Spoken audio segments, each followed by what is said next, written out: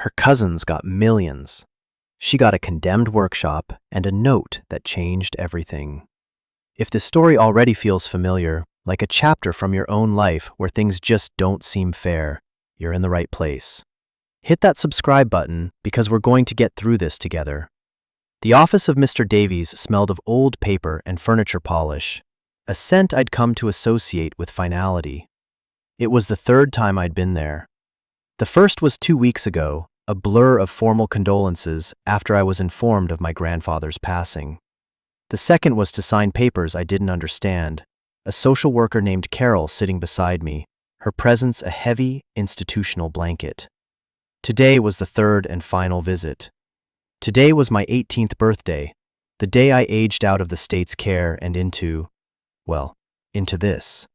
A stiff chair in a quiet room, a man in a suit on the other side of a sprawling mahogany desk, and the rest of my life balanced on the head of a pin.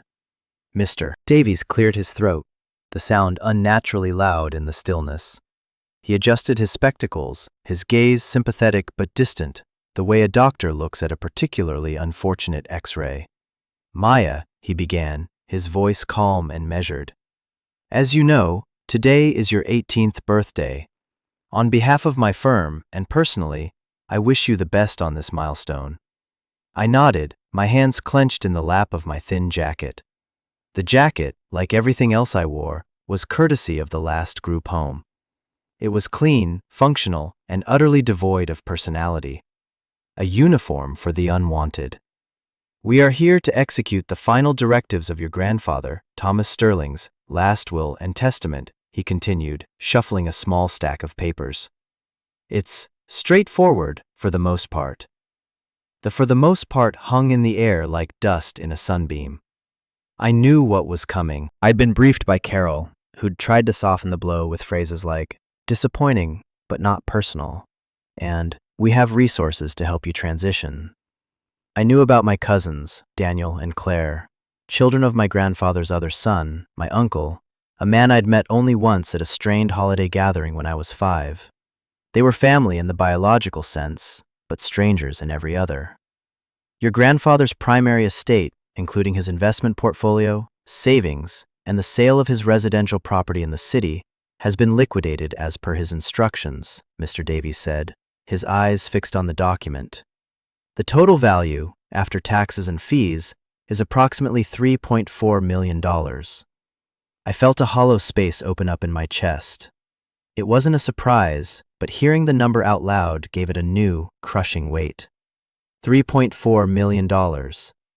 Enough to erase a lifetime of uncertainty, enough to build a future from scratch. "This amount," he went on, oblivious to the sucking void inside me, "is to be divided equally between your cousins, Daniel Sterling and Claire Sterling Patterson." He paused, as if expecting a reaction. I gave him none. My face felt like a stone mask. For 2 years, since my grandfather had been moved into managed care and his memory began to fray, I hadn't heard from him. Before that, his visits had grown sporadic, his calls shorter. I had built a narrative around his silence. He was old. He was tired. He had his own life. The other narrative, the one that whispered to me in the dark of the dormitory, was that he'd forgotten me. That I was a loose end he'd finally snipped clean. This news felt like confirmation of that darker story. "Now," Mr. Davies said, setting aside the main document and picking up a single, worn manila envelope. "We come to the matter of your inheritance, Maya." My heart gave a stupid, hopeful little flutter. Maybe there was a trust, a small educational fund, something, anything, a sign that I hadn't been completely written off. He slid the envelope across the polished desk. It stopped a few inches from my hands. It looked thin, insignificant. Next to it, he placed a single, heavy, old-fashioned iron key. It was ornate, with a complex, almost floral head and a long, rust-pitted shaft. "Your grandfather bequeathed to you, and you alone, his property at 114 River Road, in the township of Northwood. The deed is inside this envelope. This is the key. Northwood. The name sparked a faint memory, a flicker of green trees and the smell of cut lumber. A place from a weekend trip so long ago, it felt like someone else's dream. "The property," Mr. Davies said, choosing his words with excruciating care, "is a workshop, a standalone structure on a small parcel of land. I must be very clear with you, Maya. The structure has been officially condemned by the county. It is deemed unsafe for occupancy and is, in its current state, a liability. The county has issued orders for it to be demolished. The back taxes are also significant." He slid another paper toward me, a tax bill with a number in the thousands. Then another, a bright red document with the word "condemned" stamped across the top. I stared at the key, at the thin envelope, a condemned workshop, a pile of debt. This was my inheritance. My grandfather, the man who taught me how to skip stones and identify constellations, had left me a ruin. The hollow space in my chest filled with something hot and sharp. It felt like betrayal. "There is also this," Mr. Davies said softly. He reached into the manila envelope and pulled out a smaller, sealed letter. It was cream-colored, thick, the kind of stationery people don't use anymore. My name was written on the front in a familiar, shaky script. My grandfather's handwriting. He was very specific that you receive this only on your 18th birthday, and only after the terms of the will had been fully disclosed. I picked up the letter. It was heavy, heavier than it should have been. It felt warm, as if he had just been holding it. I looked at Mr. Davies, my carefully constructed mask finally cracking. A single, hot tear escaped and traced a path down my cheek. I wiped it away angrily. "Is that all?" I asked, my voice raspy. He gave a small, sad nod. "That is all. The firm can, of course, assist you in filing the paperwork to relinquish the property to the county to avoid the tax burden. Most people in your position would. Most people in my position." The phrase echoed the language of the system I was finally leaving. A category. A problem to be managed. I stood up, my chair scraping against the floor. I scooped up the deed, the tax bill, the condemnation notice, and stuffed them into the large manila envelope. I clutched the key in one hand and the sealed letter in the other. "Thank you for your time, Mr. Davies," I said, the words formal and brittle. "Maya," he said, a flicker of genuine concern in his eyes. "If you need anything, advice, my card is in the envelope." I didn't answer. I just walked out of the office, past the sympathetic receptionist, and into the cold afternoon air. The city noise hit me like a physical blow. For 18 years, I had been a ward of the state. I had no family to call, no home to return to. And now, my inheritance was a debt, a ruin, and a letter. A letter that felt like it might be the cruelest part of it all. A final, posthumous explanation for why I was worth nothing. I walked for hours, the key digging into my palm, the letter a cold weight in my pocket. The transitional housing unit they'd placed me in was on the other side of the city, a sterile apartment in a concrete block building with a view of a brick wall. It was a temporary hold, a place to exist for a few weeks while I figured out what came next. The problem was, there was no what next. My plan, a fragile thing woven from hope and desperation, had been to use whatever small amount my grandfather left me to get a real apartment, a real life. That plan had just been turned to ash. Back in the featureless room, I laid everything out on the thin mattress. The official-looking deed, its legalese a foreign language, the angry red of the condemnation notice, the tax bill that might as well have been for $1 million, the heavy iron key, and the letter. I traced my name on the envelope, Maya. His handwriting was just as I remembered it from the birthday cards he'd sent when I was little, before the silence began. Shaky, but deliberate. What could he possibly have to say? An apology? An excuse? A final twist of the knife? I imagined the words inside. "I'm sorry, but your cousins have families, responsibilities. You're young, resilient, you'll be fine. The kind of platitudes adults use to justify their choices. The anger I'd felt in the lawyer's office had cooled into a deep, aching sadness. He had been my only anchor, and he had cut the rope. I spent the night staring at the ceiling, listening to the hum of the building's ancient refrigerator. Sleep wouldn't come. Every time I closed my eyes, I saw the number, 3.4 million. I saw my cousins, their faces hazy in my memory, living lives of impossible ease. And I saw the workshop, a dark, crumbling shape in my mind, a monument to my own worthlessness. Why a workshop? He was a carpenter, a cabinet maker. His hands were calloused and strong, always smelling faintly of sawdust and varnish. When I was very young, before my mother passed away and I was taken into the system, he'd let me spend time in his city workshop. It was a magical place, a forest of wood and tools. He'd give me scraps and a small hammer, and I'd sit for hours on the floor, building lopsided creations while he worked at his bench, the air filled with the scent of pine and the rhythmic rasp of a hand plane. That workshop had been sold years ago. This one in Northwood must have been something else. A place he went to get away. A place he'd kept hidden.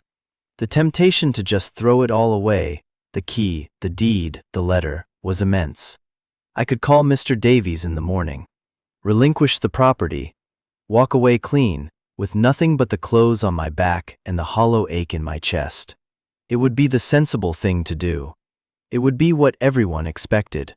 But as the first gray light of dawn filtered through the grimy window, another thought began to take root. It was a stubborn, irrational thought. It was the only thing he left me. The only tangible piece of him left in the world. It might be a ruin, but it was my ruin. And there was the letter. It sat on the bed, almost glowing in the dim light.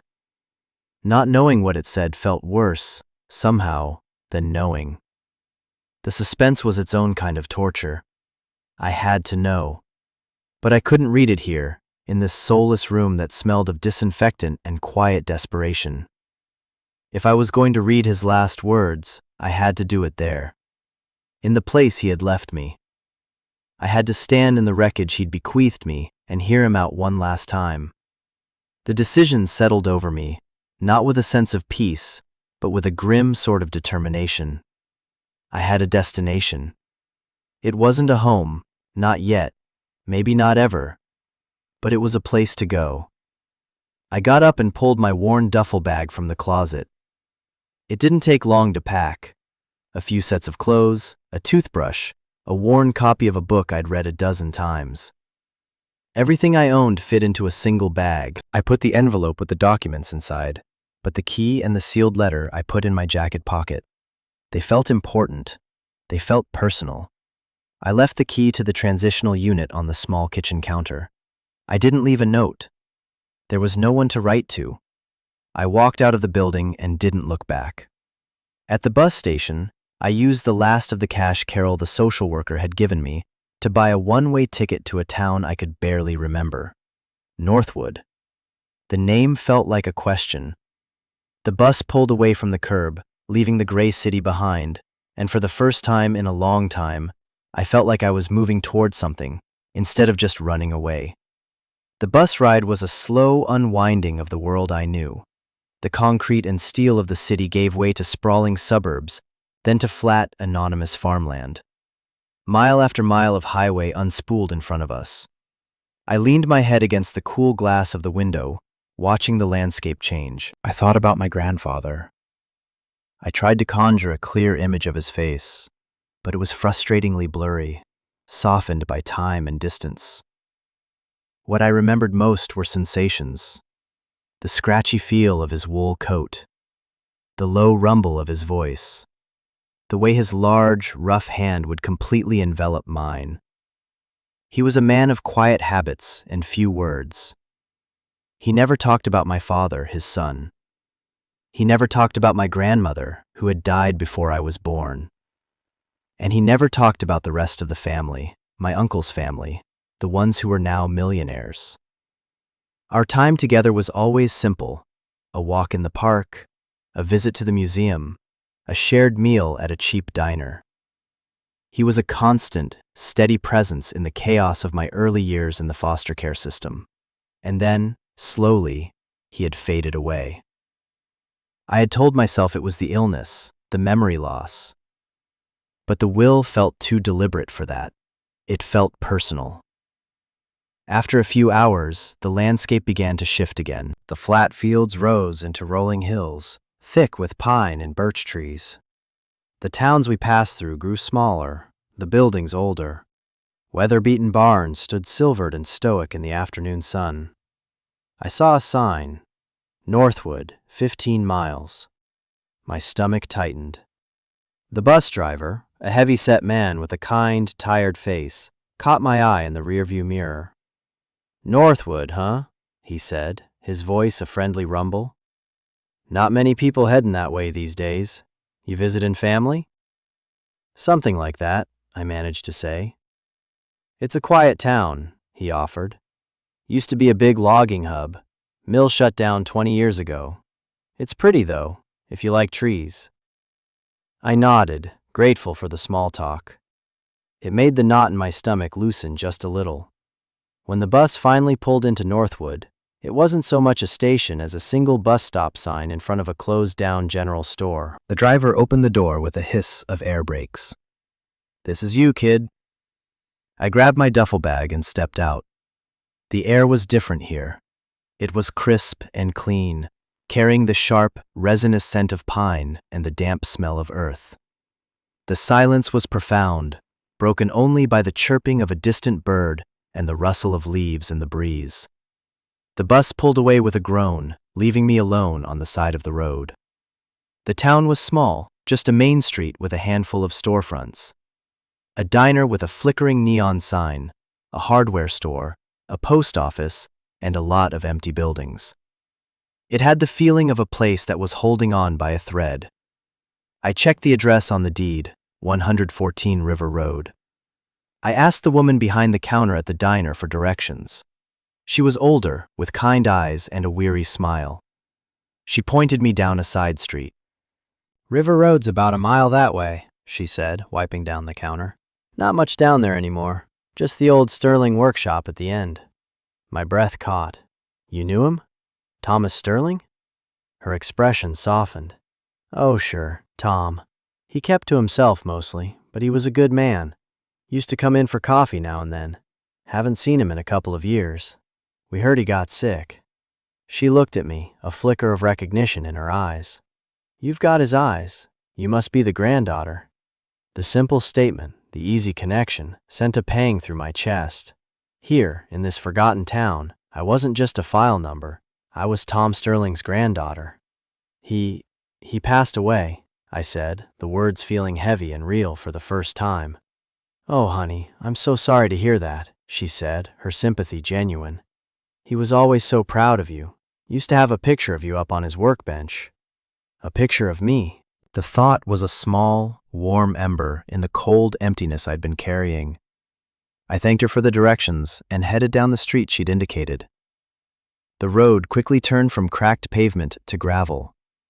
The houses grew farther apart, replaced by overgrown lots and thick stands of trees. Finally, at the very end of the road, where the woods closed in and I could hear the gentle murmur of a river nearby, I saw it. It was worse than I had imagined. The workshop stood alone in a clearing, its roof sagging in the middle like a broken spine. The wood of the walls was weathered to a splintery gray, and several windows were boarded over. A large, faded red sign was stapled to the double front doors, the word "condemned" stark against the pale wood. It looked derelict, abandoned, haunted. A cold gust of wind rustled the tall, dead weeds surrounding it. For a moment, I just stood there, my duffel bag on the ground beside me, the sheer hopelessness of it all washing over me. This was it, the grand sum of my grandfather's love, a pile of rotting wood and a mountain of debt. My hand went to my pocket, to the letter. I had come this far. I had to go inside. I walked up the creaking wooden steps to the front door. The iron key felt cold and heavy in my hand. I slid it into the large, rusty lock. It resisted, grating with disuse. I had to put my shoulder into it, turning with all my weight until, with a loud, protesting clunk, the lock gave way. I pulled one of the heavy doors open. It groaned on its hinges, the sound echoing in the profound silence of the building. A wave of air washed over me, thick with the smell of old wood, turpentine, and dust. It was the scent I remembered from his city workshop, but deeper, layered with years of stillness and neglect. I stepped inside, my eyes adjusting to the gloom. Light filtered in through the grimy, intact windows and the gaps in the boarded-over ones, illuminating a cavernous space filled with silent, sleeping machinery. A massive table saw stood in the center, draped in a dusty canvas tarp like a shrouded monument. A drill press, a lathe, a bandsaw, all stood sentinel in the dim light, covered in a fine layer of sawdust and time. Workbenches lined the walls, cluttered with tools, jars of screws and nails, and stacks of wood.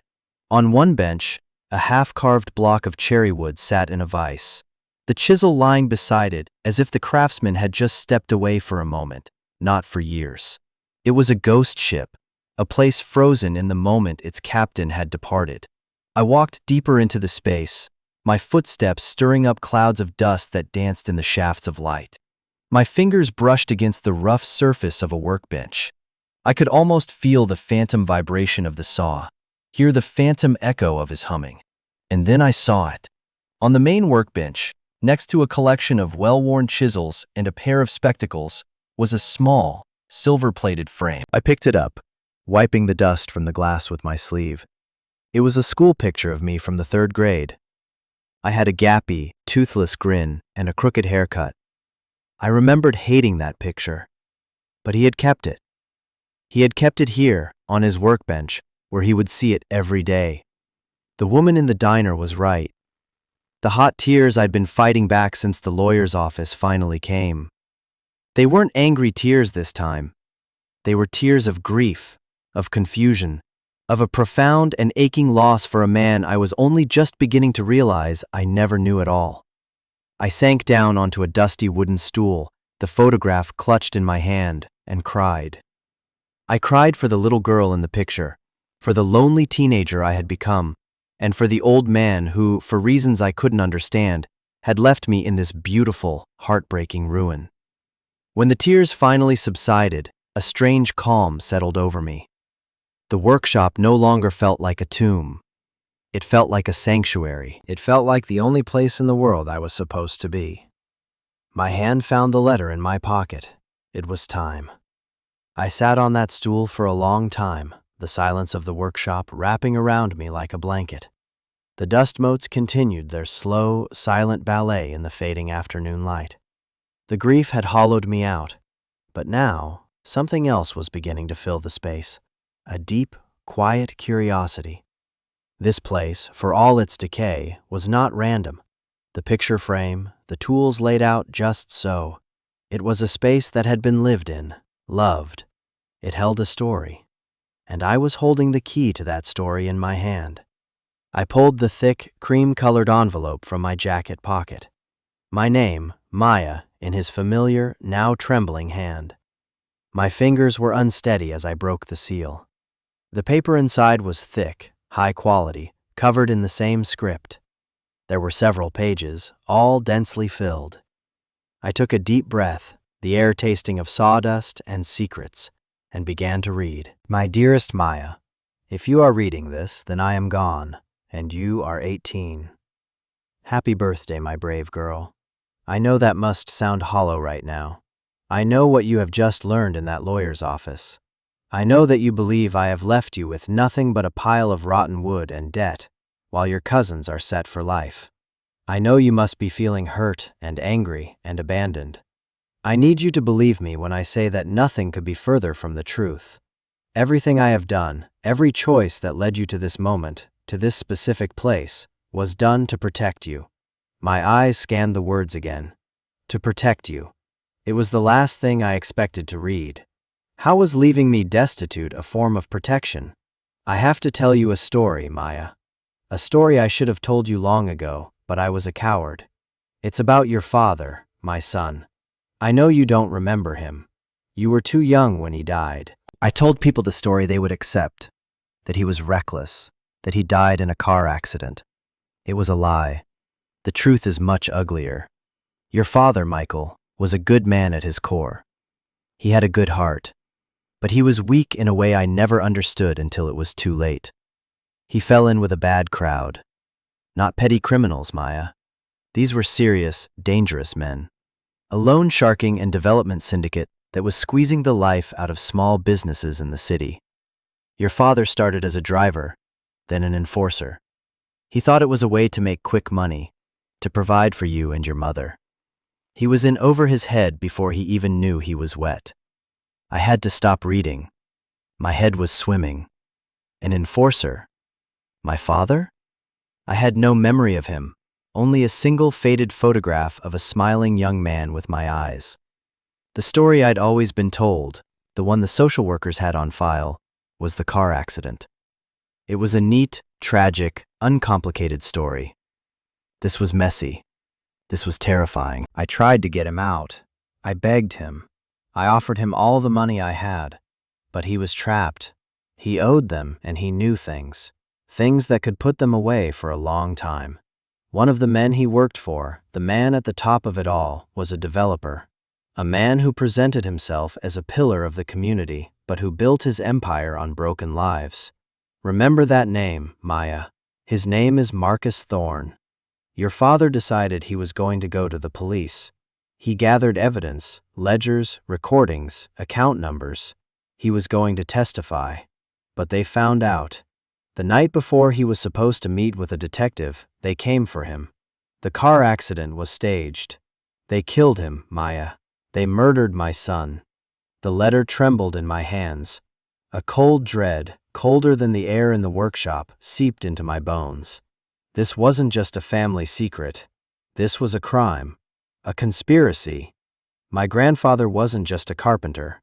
He was the keeper of a truth that had gotten his own son killed. After that, your mother was never the same. She fell into a deep depression, and I couldn't pull her out. When she passed away a year later, there was only you. And I knew, with a certainty that chilled me to my soul, that they would come for you too. Not to harm you, perhaps, but because of what you represented. You were Michael's daughter. You were a loose end. And Marcus Thorne doesn't like loose ends. That's why I had to distance myself. That's why I let you go into the system. It was the hardest thing I have ever done. To see you in those homes, to know you felt alone.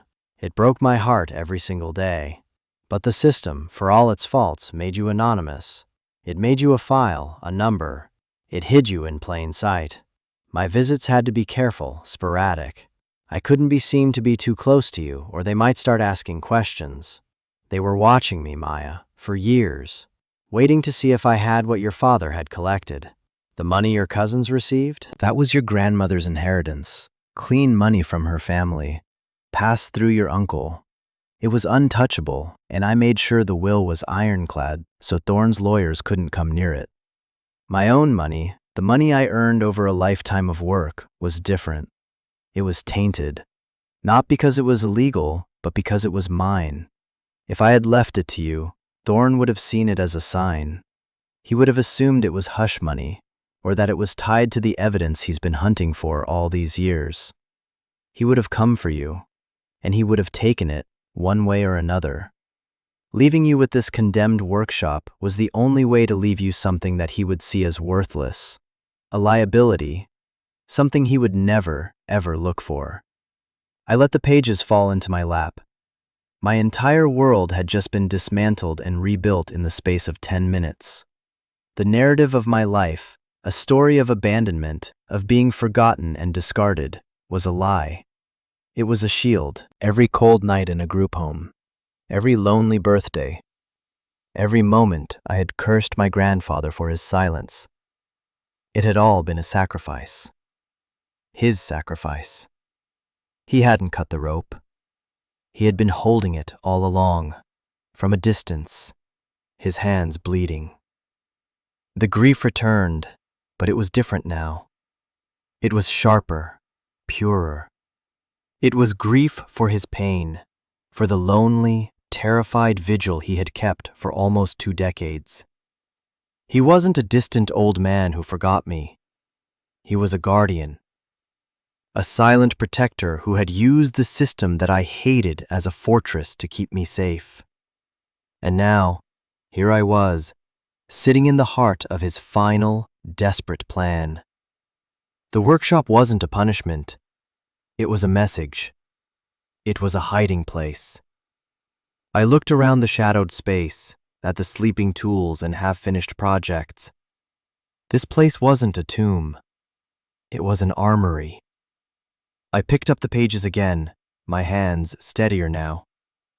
There was more. It's a strange feeling to have the entire foundation of your life revealed as a lie told out of love, but a lie nonetheless. For a moment, I just sat there, the letter in my lap, the cold of the workshop seeping into my bones. The story of Maya, the abandoned orphan, was gone. In its place was a new story, one of crime and sacrifice, and a danger that was still, apparently, very real. Marcus Thorne. The name echoed in my mind, a developer, a murderer, and he was still out there. A wave of dizziness washed over me. It was too much. The lawyer's office, the bus ride, the decaying building, and now this. A secret history that sounded like something out of a movie, not the quiet, unremarkable tragedy I had always understood my life to be. My anger at my grandfather had evaporated, replaced by a profound, gut-wrenching sorrow for him. For the lonely years he must have spent, watching me from a distance, living with this terrible secret. I had to get some air. I stumbled towards the big double doors and pushed one open, stepping out into the twilight. The air was cold and sharp, and I took it in huge gulps. The sky was a deep, bruised purple, and the first stars were beginning to appear. The river murmured nearby, a constant, soothing sound. It was beautiful. It was peaceful. It was a world away from the dark story in the letter. And that was the point, wasn't it? He had brought me here, to this quiet, forgotten corner of the world, to escape that darkness. I looked back at the workshop. It didn't look like a ruin anymore. It looked like a fortress. A strange, lopsided, broken-down fortress, but a fortress all the same. He had left me here for a reason. And the letter wasn't finished. I need to take a second here. Because maybe you know this feeling. Maybe you've had a moment where the rug was pulled out from under you, where you found out that a story you told yourself about your past, about your family, was completely wrong. Maybe you discovered that an act you always saw as abandonment was actually an act of protection. It's a lonely, disorienting place to be. It's like learning to walk all over again. If you've ever had a moment like that, a moment that changed your entire history, let me know in the comments. You're not alone in this. This community is for people who understand that the truth is almost always more complicated than it looks. Now let's get back to the letter, because what it said next changed everything. I went back inside, my resolve hardening. I couldn't fall apart now. He had endured 2 decades of this for me. The least I could do was finish his story. I found an old lantern on a shelf, and after a few tries, I managed to light the wick. A warm, flickering glow pushed back the deep shadows, making the workshop feel smaller, more intimate. I sat down on the stool again, the photo of my gap-toothed smile watching me from the workbench, and picked up the last pages of the letter. So, you are here, in my workshop. This place was my sanctuary, Maya. The one place I could feel close to my craft, and close to my memories of you and your father. But it is also more than that. I told you this workshop was your inheritance, and I meant it.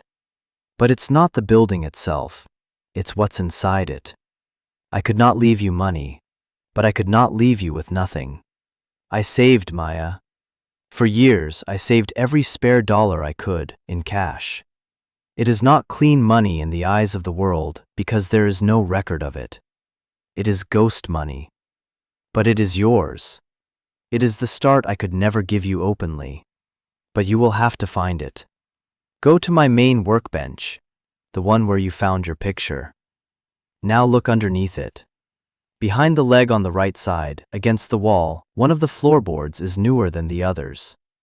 It will be the third one in from the wall. I had to replace it a few years back. It's not nailed down, it's just set in place. You will have to pry it up. My heart started to pound. I took the lantern and moved to the main workbench. The floor was covered in a thick layer of sawdust and wood shavings. I knelt down, my knees cracking in the cold, and began to sweep the debris away with my hands. And there it was, just as he'd said, a single plank of wood, its grain slightly lighter, its color a little warmer than the dark, oil-stained boards around it. It looked perfectly normal. I never would have noticed it. My fingers searched for a grip. There was a small notch on one end, almost invisible. I hooked my fingernails into it and pulled. It was snug, but it moved. I worked it back and forth, my breath held tight in my chest, until it came loose.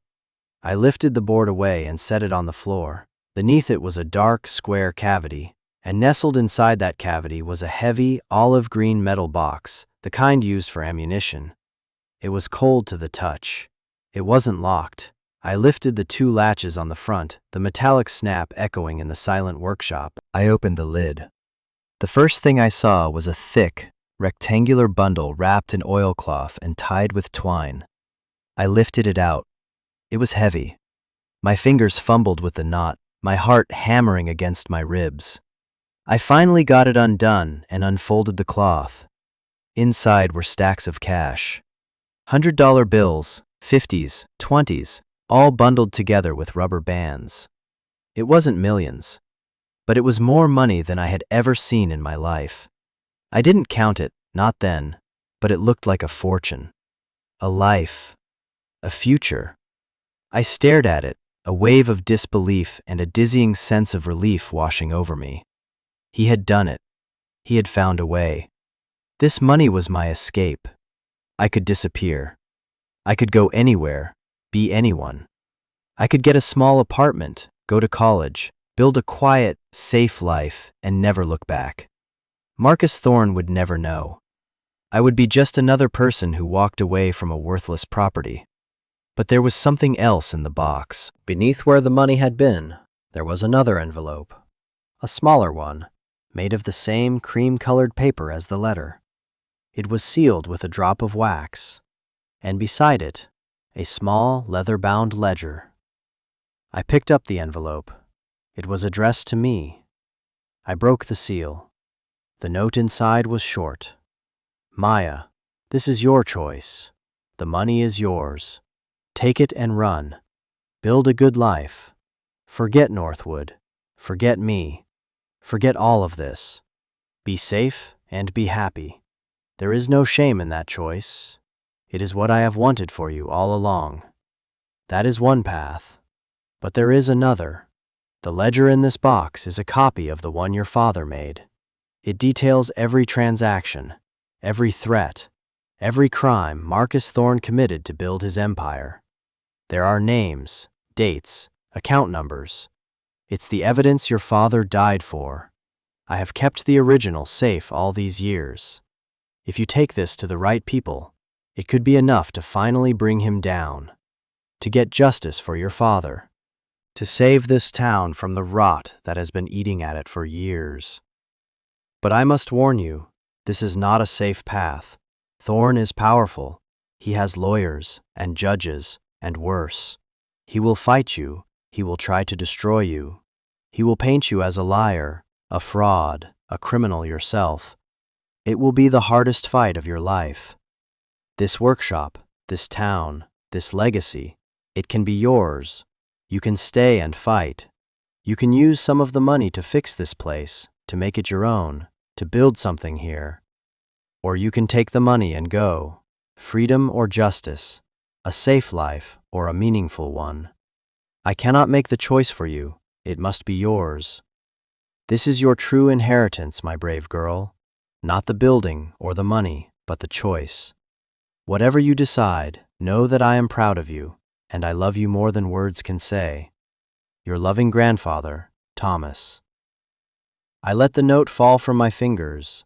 The cash sat on the workbench, a silent, powerful promise of escape. The ledger sat in the box, a silent, damning promise of war, freedom or justice.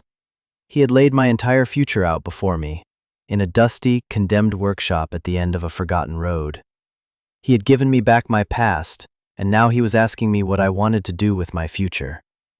I looked around the workshop, at the tools, at the half-finished projects, at the picture of the smiling little girl. I looked at the money that could give her the life she never had.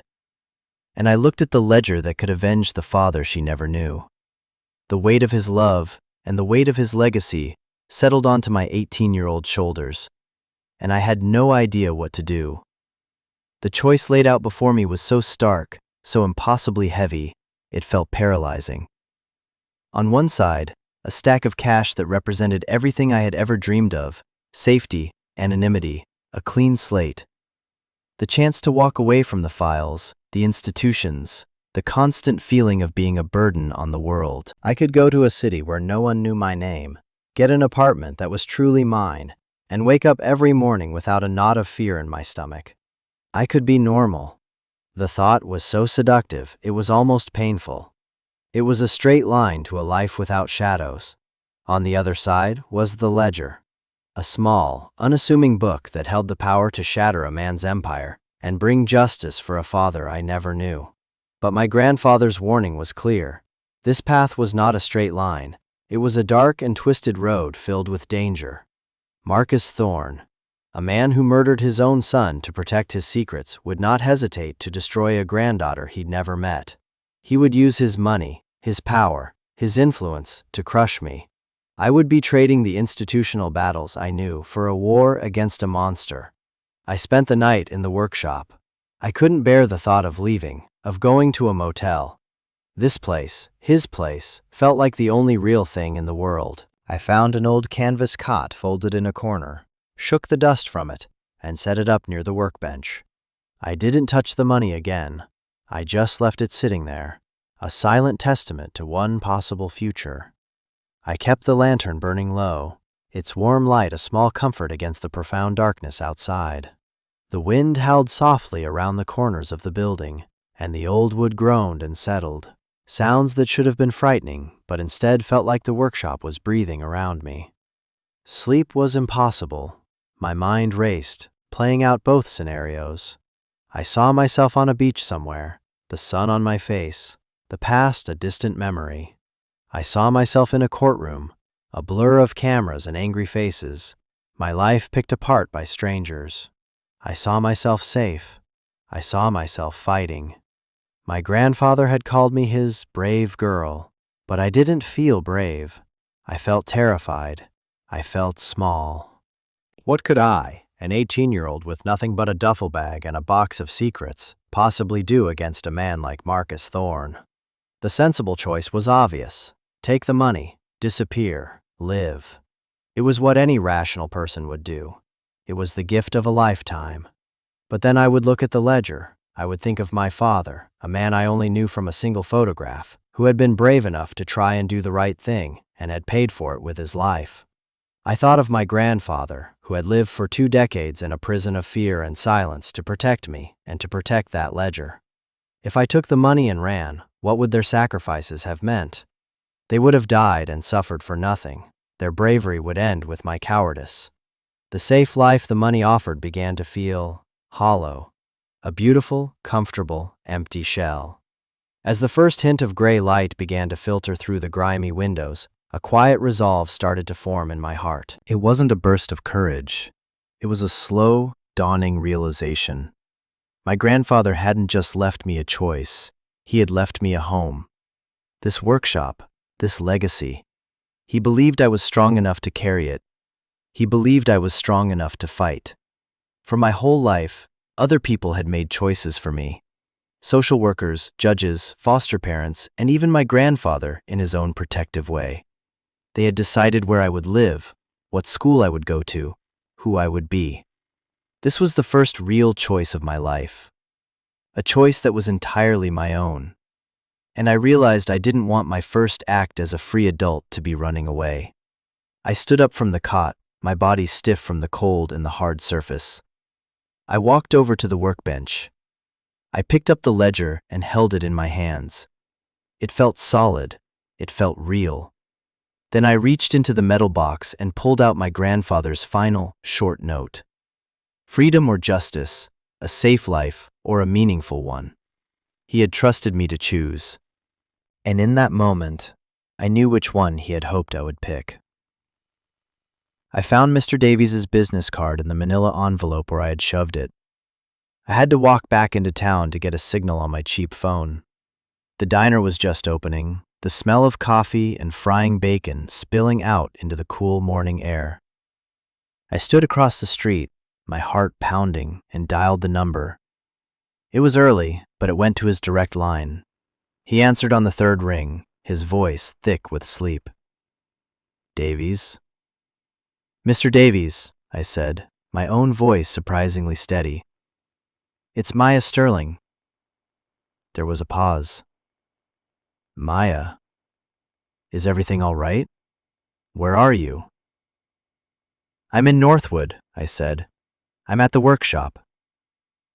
"Ah," he said, the single syllable loaded with pity. "I see. Have you decided what you want to do? I can have the relinquishment papers drawn up today." "No," I said, and the word felt powerful. It felt like a beginning. "That's not why I'm calling. I'm not relinquishing the property. I'm keeping it." Another pause, longer this time. "Maya, I have to advise you against that. The taxes, the condemnation order. It's a financial pit you can't afford." "I think I can manage," I said. I took a deep breath. "Mr. Davies, my grandfather, he left me some things, some information. I think it's about a man named Marcus Thorne."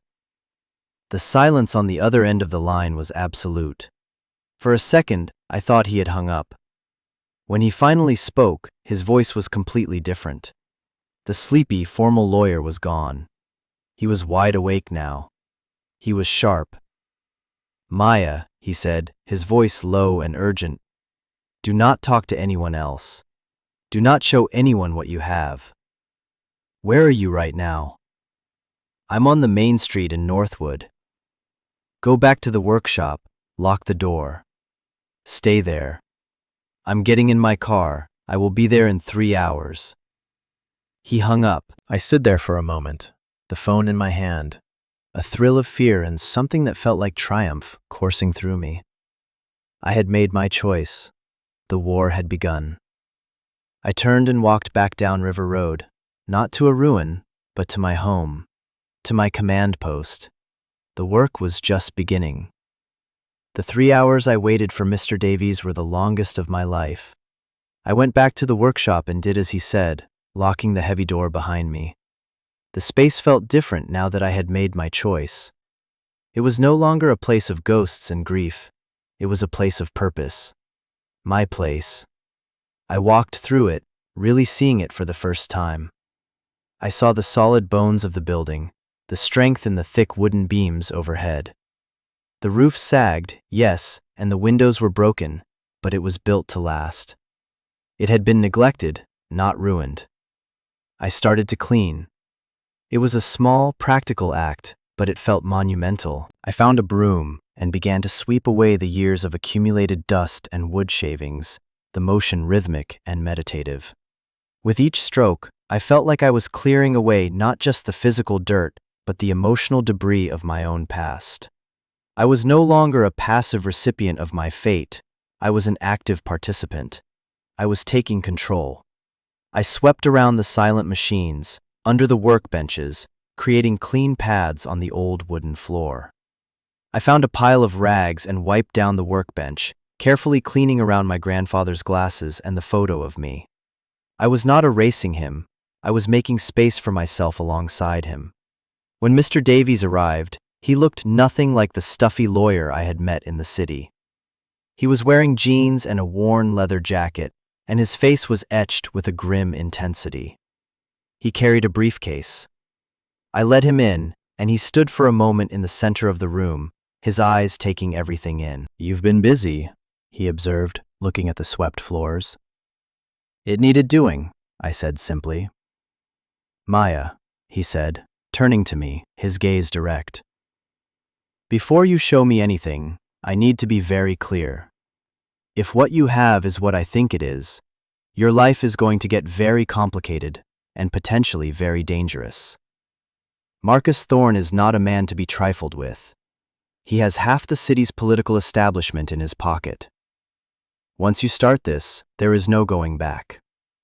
You have a chance, right now, to walk away. No one would blame you. It was the same choice my grandfather had given me, the same escape hatch."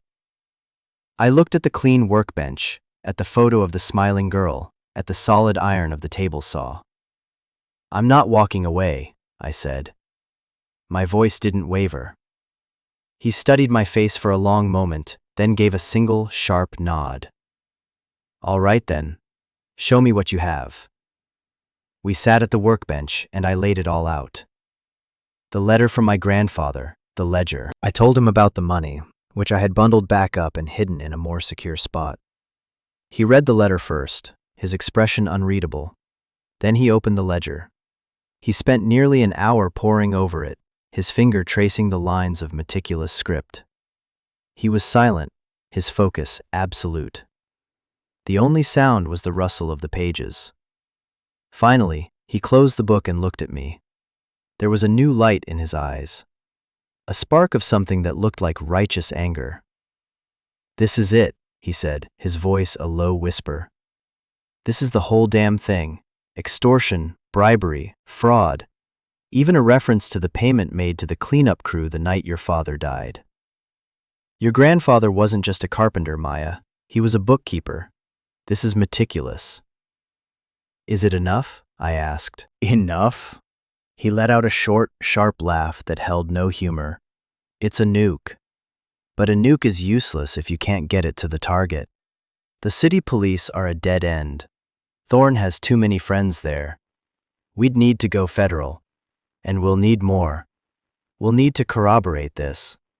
Find some of the people listed in here who are still alive and willing to talk."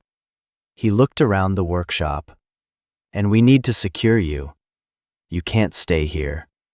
"Yes, I can," I said, my jaw tightening. "This is my home now. This is where I'm making my stand." He started to argue, then stopped. He saw the look on my face. "Okay," he said slowly. "Okay, but we do this smart. First thing, we use some of that cash. We get a proper security system installed. We get the condemnation order challenged and lifted. We hire an engineer to assess the structure and get a crew in here to fix the roof and the wiring. We make this place legally and physically defensible. We turn his own weapon, the idea that this place is worthless, against him. No one will look for you in a condemned building that's suddenly being brought back to life." The plan was audacious. It was brilliant. It was exactly what my grandfather would have wanted. Using the money he'd hidden not to run, but to fortify. The months that followed were a blur of activity. Mr. Davies, he insisted I call him Robert now, was true to his word. He became my general, my strategist. He found a retired bulldog of an investigator named Sal, who took one look at the ledger and came on board immediately, his eyes gleaming. While Sal started tracking down the names in the ledger, Robert handled the bureaucracy. He filed motions with the county, paid the back taxes from the cash box, and hired a local contractor, a gruff but honest man named George, to start the repairs on the workshop. I stayed. I worked alongside George and his crew, learning how to patch a roof, run new wiring, and glaze a window.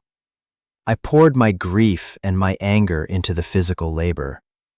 With every nail I hammered, with every board I replaced, I felt stronger. I was not just rebuilding a workshop, I was rebuilding myself. I used the money my grandfather left me, sparingly, carefully, just as Robert advised. Enough to make the place livable and secure, but not enough to draw attention. The rest was our war chest. In the evenings, after the crew left, I would explore my grandfather's library. He had hundreds of books on woodworking, joinery, and design. I started reading them, and then I started practicing. I took a piece of scrap wood and one of his old chisels and tried to replicate the simple exercises in a beginner's book. My first attempts were clumsy, gouged messes. But I kept at it. I learned the feel of the wood, the weight of the tools. I found a deep, satisfying peace in the focus it required. I was connecting with him, with his passion, with the legacy that went beyond the fight for justice. I was learning his craft. The workshop slowly transformed. The roof no longer sagged. New windows let in bright, clear light. The old machines were cleaned, oiled, and humming back to life. It became a home, my home. One afternoon, Robert called. His voice was tense. "We got one," he said.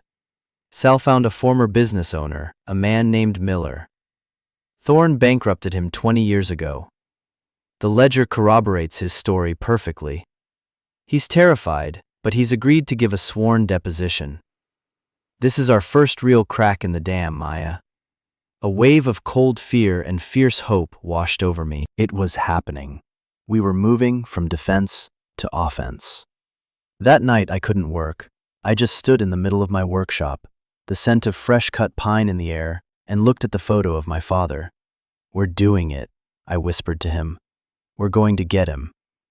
I thought about my cousins, Daniel and Claire, with their millions. I imagined their lives, filled with cars and houses and vacations. For a long time, the thought of them had filled me with a bitter, corrosive envy. But standing there, in the home I was building with my own two hands, preparing for a fight that meant something, I felt nothing but a strange, quiet pity for them. They had been given a fortune, but I had been given a purpose. I had been given a legacy, and I wouldn't have traded it for all the money in the world. The months turned into a year. The legal battle was a slow, grinding war of attrition, fought mostly by Robert and Sal in offices and courtrooms far from Northwood. They were building a case, piece by painstaking piece. More witnesses came forward, emboldened by the first. A former accountant of Thorne's, a subcontractor he'd ruined. Each one was a new brick in the wall of evidence we were building around him. Thorne's lawyers fought back, of course.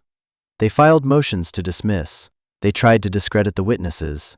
They painted me in the press, which had started sniffing around the story, as a disgruntled, delusional girl trying to extort a respected businessman. But their attacks didn't touch me. Here in Northwood, I was insulated. I had my work. The workshop was no longer just a home. It was a functioning business. I had started small, making custom-built bookshelves for the diner, then a new counter for the hardware store. Word spread. People in the town and the surrounding areas started coming to me for custom furniture. They liked my work, the simple, honest craftsmanship I had learned from my grandfather's books. They liked the story too. The girl who had come back to reclaim her family's legacy. I wasn't an outsider anymore. I was the town's carpenter, Tom Sterling's granddaughter. I used the money from my work and a little more of the hidden cash to buy the lot next door, which had been vacant for years. I started planting a garden. I put down roots, literally and figuratively. I found a rhythm to my life, a peace I had never known. I would wake with the sun, work in the shop all day, the scent of cedar and cherry wood filling the air, and in the evenings, I would sit on my small porch, watch the stars come out over the river, and feel a sense of belonging that was so profound it sometimes brought me to tears. One day, a sleek black car I didn't recognize pulled up to the workshop. A man in an expensive suit got out. He was older, with silver hair and a face that was handsome in a cold, predatory way. I knew instantly who he was. Marcus Thorne. My heart hammered in my chest, but I didn't move from the doorway of my shop. I just stood there, my arms crossed, sawdust on my jeans. He walked towards me, his expensive shoes crunching on the gravel. He stopped a few feet away, his eyes scanning the restored workshop, the new windows, the solid roof. A flicker of something, annoyance, surprise, crossed his face. Maya Sterling, he said. His voice was smooth, like polished stone. You've done a lot with the place. I have to admit, I'm surprised. It's amazing what you can do with a little hard work, I said, my voice even. Indeed, he said, a thin smile playing on his lips. Listen, I think there's been a misunderstanding. You and I, we have no quarrel. You've been given some bad information, led astray by a lawyer looking for a payday. This crusade of yours, it's pointless, and it's beneath you. You're a talented girl. You have a future. He reached into his jacket and pulled out a checkbook. I own the development rights to most of the land around here. This little parcel of yours is a thorn in my side. I am prepared to make you a very generous offer, enough to set you up for life, anywhere you want to go. Name your price. It was the choice, all over again. The easy way out. The money. Offered by the very man who had murdered my father. He thought he could buy me. He thought everyone had a price. He looked at me, his eyes confident, waiting for me to name my number. I thought of my father. I thought of my grandfather's lonely vigil. I looked at my hands, calloused and strong from my work. I looked at the workshop, the home I had built from a ruin. I had everything I needed. This property is not for sale, I said. His smile vanished. His eyes turned to ice. Don't be a fool, girl. You have no idea who you're dealing with. I think I do, I said quietly, and I'm not the one who should be scared. Now get off my land. For a long second, he just stared at me, his mask of civility stripped away, revealing the pure, cold rage beneath. Then, without another word, he turned, got back in his car, and sped away, leaving a cloud of dust behind. I stood there, my body trembling with adrenaline, but my heart was calm. I had faced the monster, and I hadn't blinked. The fight wasn't over, but I knew in that moment that I was going to win. The end, when it came, was not a dramatic courtroom showdown. It was a quiet press conference on the steps of a federal courthouse. Robert stood at the podium, Sal beside him, and announced the indictment of Marcus Thorne and 5 of his associates on charges of racketeering, fraud, and conspiracy. The case against him was overwhelming. The ledger, backed by the sworn testimony of over a dozen witnesses, was irrefutable. Thorne's empire, built on fear and corruption, crumbled like a house of cards. He was arrested the same day. The news reports mentioned his connection to the unsolved death of an associate, Michael Sterling, 2 decades earlier. The case was being reopened. Justice, after a long and patient wait, had finally arrived. I watched it all on the small television in my workshop. I didn't go to the city. My part in the fight was over. As Robert spoke, I felt not a sense of triumph or revenge, but a quiet, profound sense of peace. The heavy weight I had been carrying, the weight of my father's and grandfather's legacy, finally lifted. I had done it. I had honored their sacrifice. I had chosen the meaningful life. Life in Northwood went on. The fall of Marcus Thorne meant some of his predatory development plans for the area stalled, giving the town a chance to breathe, to decide its own future. My business continued to grow. I hired a local kid as an apprentice, teaching him the way my grandfather had taught me, through patience and respect for the wood. The workshop was always filled with light and life and the hum of creation. It was more than a home or a business. It was a living monument to second chances. Sometimes I think about what my life would have been if I had taken the money and run. It would have been a good life, I suppose. A safe life. But it would have been a smaller life. It would have been a life lived in the shadow of a story that wasn't mine. By choosing to stay, to fight, to build, I had claimed my own story. I had learned that inheritance isn't something you are given, it's something you earn. It's not about the money or the property, it's about the values you choose to carry forward. My grandfather didn't leave me a fortune. He left me a compass. He showed me the way to myself. Home isn't a place you find, it's a place you make. You build it, board by board, choice by choice. Sometimes, you have to build it from the ruins of what came before. You have to be willing to see the potential in a condemned and broken down place, whether it's a building or your own life. You have to be brave enough to pick up the tools and start the work. My grandfather gave me a choice, and it was the hardest and best gift I have ever received. It taught me that the most valuable things in life are the ones that can't be bought or sold: courage, integrity, and purpose. What choices are you facing right now? What condemned workshop in your life is waiting for you to see its true value? Maybe it's a broken relationship, a failed career, a past you're ashamed of. But maybe, just maybe, it's also the foundation of your greatest strength. Share your story in the comments below. Tell me about the ruins you are rebuilding. I'll be reading them, because every story of resilience deserves to be heard, and every act of building a new life is an act of hope. If this story meant something to you, please subscribe and become part of this community. We're all just trying to find our way home, and it's a little easier when we walk that road together.